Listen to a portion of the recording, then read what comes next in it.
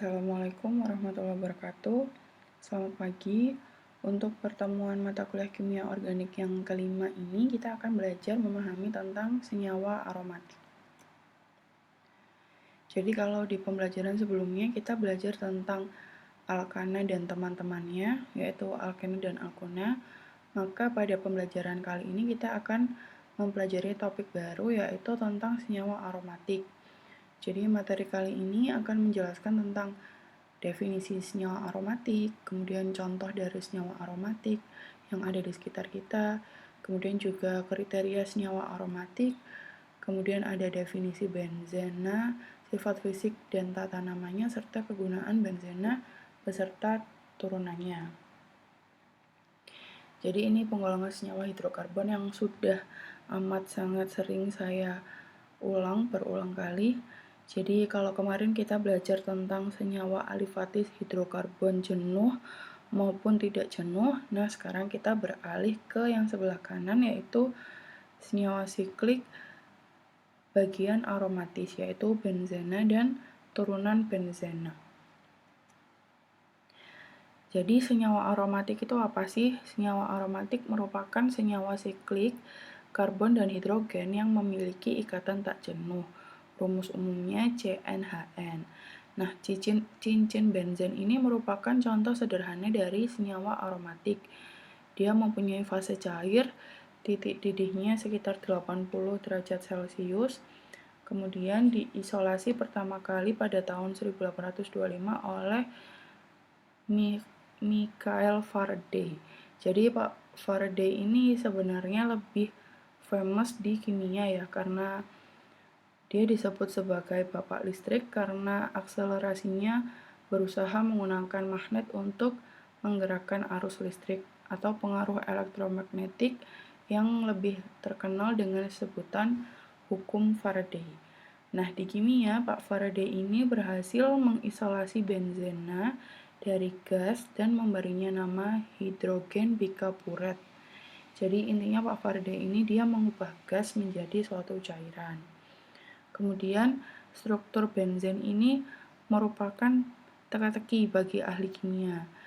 Dia juga memiliki ikatan rangkap tetapi tidak menunjukkan reaktivitas seperti alkena. Alkena kan juga rangkap ya. Kemudian akhirnya pada tahun sekitar 1829 sampai 1896 seorang ilmuwan juga yang bernama Auguste Kekulé, dia akhirnya menemukan struktur dari benzen. Jadi benzen ini mengandung 3 ikatan tunggal dan 3 ikatan rangkap dengan posisi berselang-seling. Jadi senyawa aromatik ini terdapat pada rempah-rempah dan getah wangi-wangian. Strukturnya relatif sederhana, sebagian besar mengandung 6 unit karbon, contohnya benzaldehid, benzil alkohol, dan taulena. Nah, ini contoh senyawa yang punya cincin benzen yang mungkin kalian sudah ada beberapa yang familiar ya, karena merupakan rempah-rempah yang sering digunakan untuk masakan Indonesia. Jadi yang pertama ada adas manis atau anisaldehid. Jadi adas manis ini mengandung anetol dan dikenal sebagai zat phytoestrogen.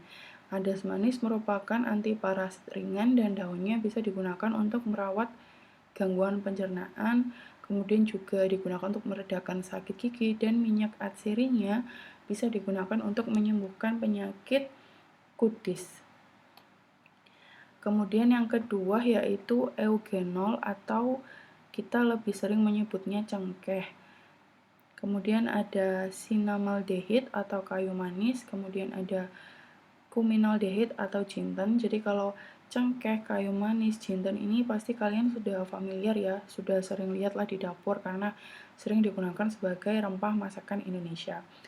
Kemudian yang kelima ini saya ambil contohnya timol atau bahasa Indonesianya timi. Jadi timi ini merupakan salah satu jenis tanaman yang sudah lama digunakan sebagai anti batuk. Nah, efek utama dia sebagai pengeluar dahak atau ekspektoran dan antispasmodik. Jadi hal tersebut berkaitan dengan kandungan minyak atsirinya serta flavonoid yang dikandung oleh timi.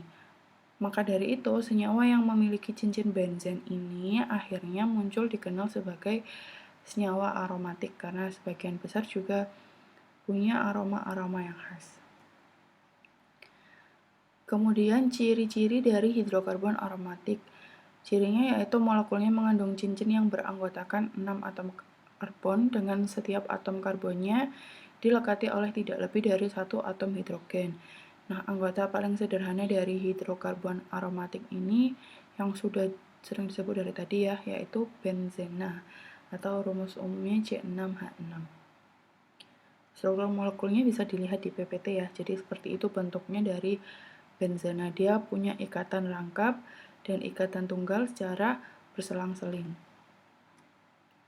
Kemudian contoh lain hidrokarbon aromatik ada naftalena dan anthracena. Sedangkan untuk turunan hidrokarbon aromatik dapat memiliki rantai karbon tersubstitusikan pada cincin aromatik. Contohnya yaitu toluena dan stirena.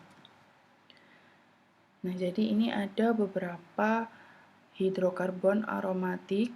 Ada beberapa contohnya. Yang pertama ada naftalen, kemudian ada antrasen, penantren, naptasen, kemudian benzen antrasen, dibens antrasen, dan benzopiren.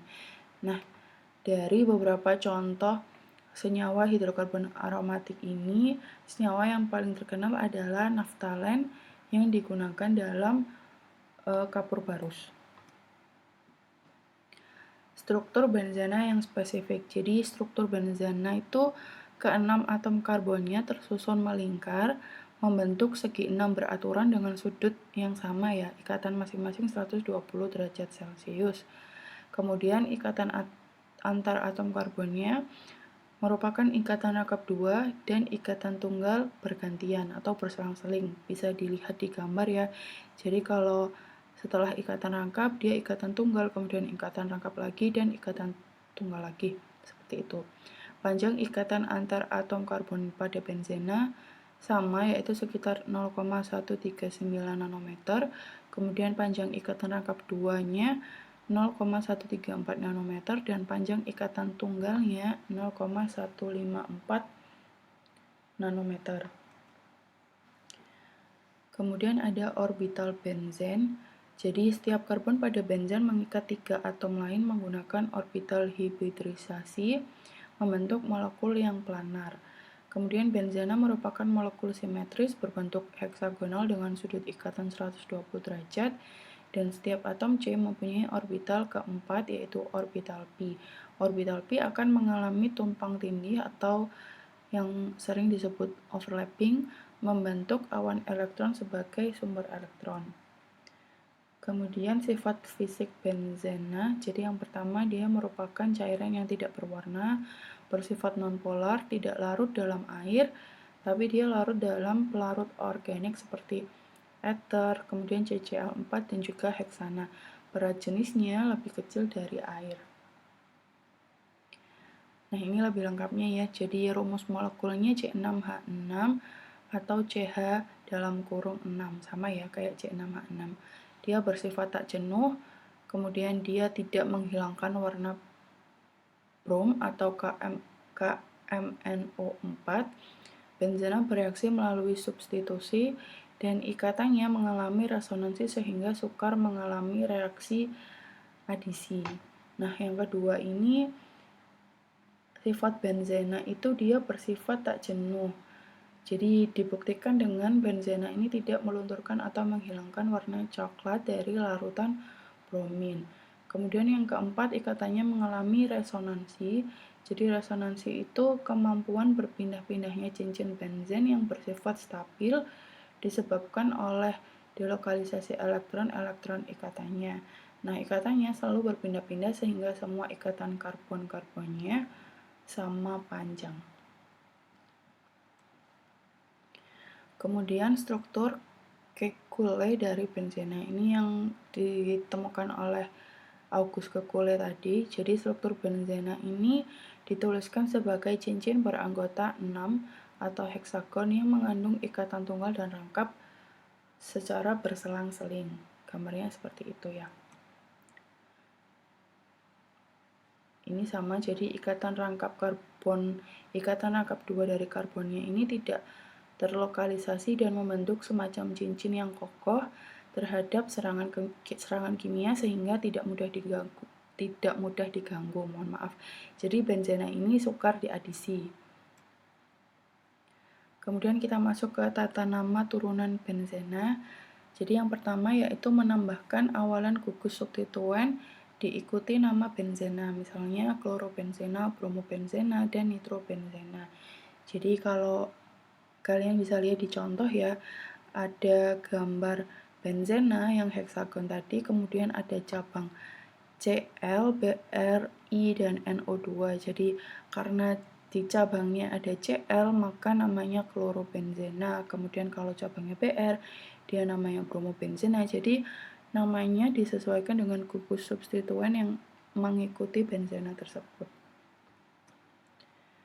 Kemudian ini ada beberapa derivat benzena yang mempunyai nama spesifik yang mungkin tidak menunjukkan nama dari substituen yang terikat pada benzena. Jadi kalau tadi kita kan lihat namanya sesuai dengan substituen yang menempel pada benzena ya. Kalau Cl ya berarti Cl, kemudian Br ya kita tulis bromo gitu.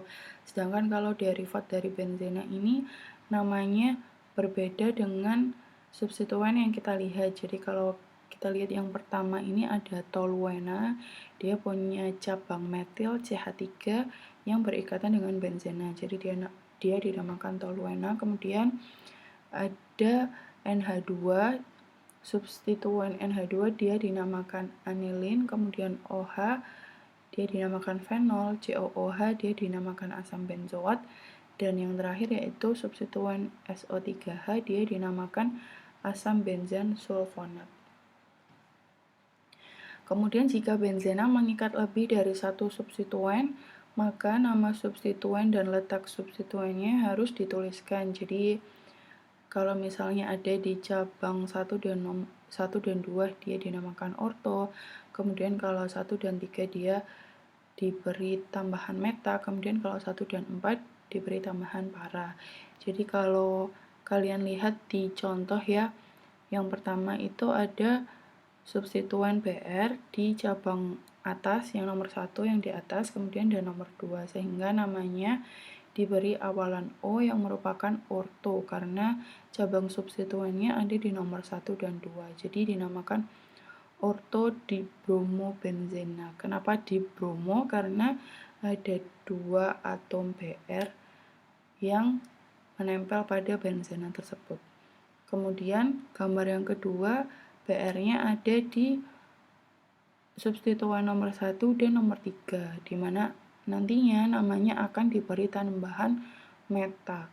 Jadi namanya menjadi M dibromobenzena, di mana M adalah meta. Kemudian kalau pada cabang 1 dan 4 dia diberi tambahan para sehingga namanya menjadi P dibromobenzena.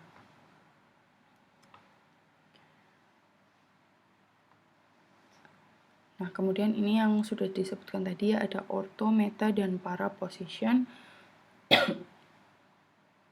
Jadi kalau orto itu dia ada di cabang nomor 1 dan 2, kemudian meta di cabang nomor 1 dan 3, sedangkan para ada di cabang nomor 1 dan 4.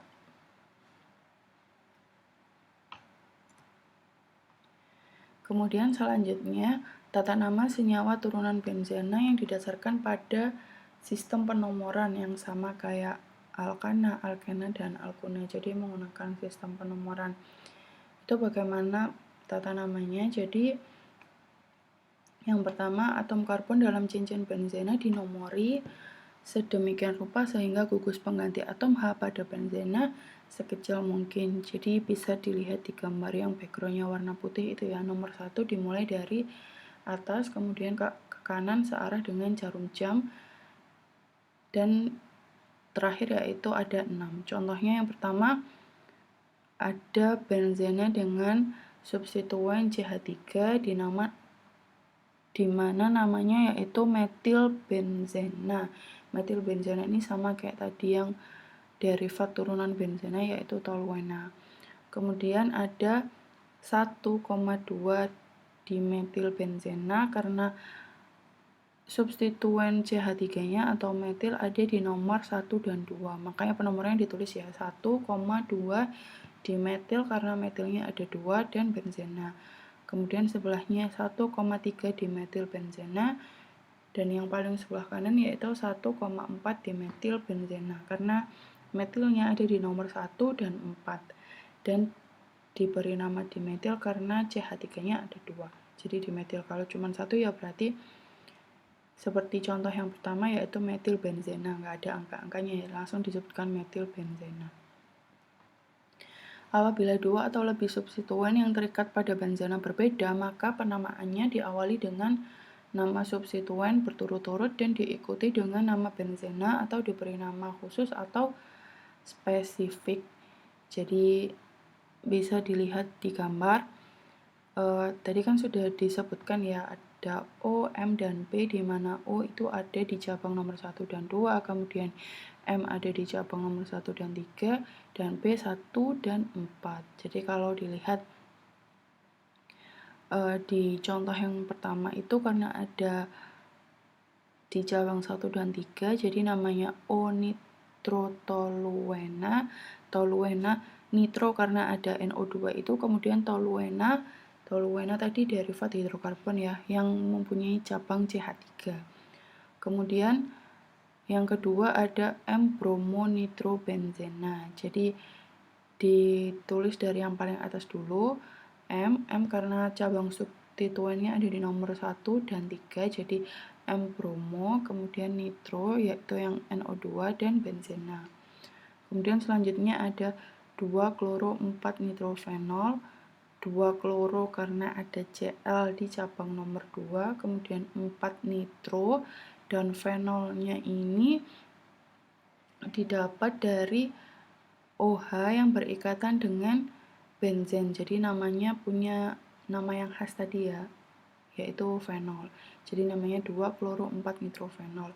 Kemudian yang terakhir ada 2, 4, dan 6 tribromoanilin. Jadi 2, 4, 6 ini merupakan angka di mana substituennya ada, jadi BR-nya ada di nomor 2, 4, 6, kemudian diberi nama tribromo karena BR-nya ada 3, dan anilin. Anilin ini benzen yang berikatan dengan NH2, sama seperti benzen yang berikatan dengan OH ya, namanya punya nama yang khas yaitu anilin. Kemudian tata nama turunan benzena. Jika terdapat 2 gugus atom atau lebih yang menggantikan atom H dengan gugus berbeda, maka penamaan gugus didahulukan secara alfabet diikuti dengan nama benzena. Contoh yang pertama, bromo 2 metil benzena. Bromo 2. Jadi bromo karena ada di cabang nomor pertama, jadi dia disebutkan dulu bromo, kemudian 2 metil karena metilnya atau CH3 ini berada pada cabang substituen nomor 2 dan benzena. Kemudian metil 4 nitrobenzena. Metil karena ini ada di nomor pertama ya, jadi dilihat posisinya ini kan berbeda bentuknya dengan benzen yang di sebelah kiri. Jadi ini nomor satunya dimulai dari sebelah kiri. Metil 4 nitrobenzena karena 1, 2, 3, 4 NO2-nya terletak pada cabang substituen nomor 4. Tata nama turunan benzena yang merupakan gugus fenil yaitu benzena yang kehilangan 1 atom H, contohnya ada fenilamina dan fenilmetanol. Nah, ini ada turunan benzena monosubstitusi, di mana monosubstitusi ini merupakan benzena dengan satu substituen yang menggantikan salah satu atom H. Benzena jenis ini memiliki tata nama substituen plus benzenanya. Jadi ada, kalau turunan benzena yang monosubstitusi itu ada toluena, fenol, kemudian benzaldehid, asam benzoat, dan juga anilin.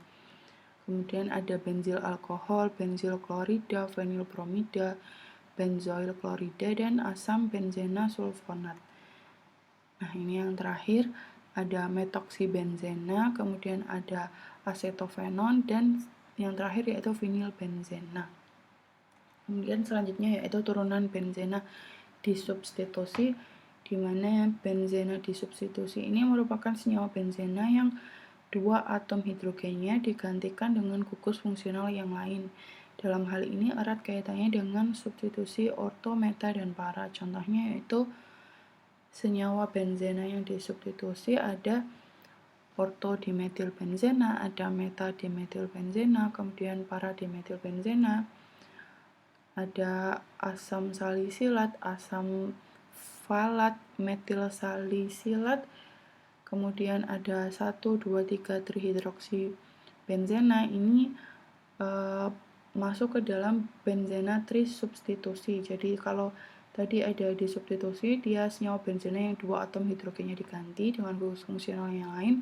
Kalau trisubstitusi, senyawa benzena yang 3 atom hidrogennya diganti dengan gugus fungsional yang lain. Ini ada yang pertama yaitu 1, 2, 3 trihidroksibenzena, karena 3 cabang hidrogennya itu diganti dengan gugus OH. Kemudian ada hidrokinon, ada fluoroglucinol, ada asam bikrat, dan trotil. Kemudian kita lanjut ke reaksi senyawa aromatik yang pertama. Jadi benzena ini dapat dihidrogenasi, yaitu reaksi berikut dilakukan pada suhu dan tekanan yang jauh lebih tinggi daripada reaksi serupa untuk alkena. Jadi benzena ini punya ikatan rangkap seperti alkena, tapi sifatnya tidak sama ya dengan alkena. Jadi kalau benzen yang dihidrogenasi ini, ikatan rangkapnya itu dia memecah menjadi ikatan-ikatan tunggal. Jadi kalau bisa dilihat di sebelah kiri ya, ada 6 atom hidrogen. Setelah dihidrogenasi, dia akan menjadi 12 atom hidrogen karena ikatan rangkapnya dia memecah menjadi ikatan tunggal. Kemudian reaksi senyawa aromatik yang kedua yaitu reaksi halogen yang paling umum dengan benzen, yaitu substitution reaction, di mana reaksi ini merupakan sebuah atom atau sekelompok atom yang menggantikan satu atom ataupun kelompok atom di molekul lain. Jadi ini gambar di sebelah kiri ya, ini struktur umumnya benzena, jadi cabangnya ada hidrogen, sedangkan kalau di reaksi substitusi, nah salah satu atom hanya ini digantikan dengan atom atau molekul yang lain. Jadi ini kalau di contohnya ini saya gantikan dengan brom. Nah ini yang namanya reaksi halogen substitution reaction. Jadi hidrogennya digantikan dengan Br. Kemudian yang terakhir yaitu gugus alkil dapat dimasukkan ke dalam sistem cincin dengan membiarkan benzena bereaksi dengan alkil halida menggunakan AlCl3 sebagai katalisnya atau katalisatornya. Jadi benzena yang ditambahkan etil klorida dengan menggunakan katalis AlCl3, ini gugus alkilnya dapat dimasukkan ke dalam sistem cincinnya. Jadi CH2CH3 ini masuk ke dalam substituen benzena. Nah, ini yang terakhir ya, ada kegunaan benzena dan turunannya. Jadi yang pertama ada benzena. Benzena digunakan sebagai pelarut organik, kemudian ada anilin, dia digunakan sebagai pelarut organik dan juga bahan pembuatan obat-obatan. Kemudian ada fenol, dia digunakan sebagai zat antiseptik. Ada asam benzoat, dia digunakan sebagai zat pengawet makanan. Kemudian asam benzena sulfonat, dia digunakan sebagai bahan pembuatan deterjen. Dan yang terakhir yaitu ada TNT, digunakan sebagai bahan peledak. Oke, baik, sekian materi kimia organik hari ini. Kurang lebihnya mohon maaf. Kalau ada pertanyaan silakan didiskusikan di Classroom. Sampai ketemu di materi selanjutnya. Wassalamualaikum warahmatullahi wabarakatuh.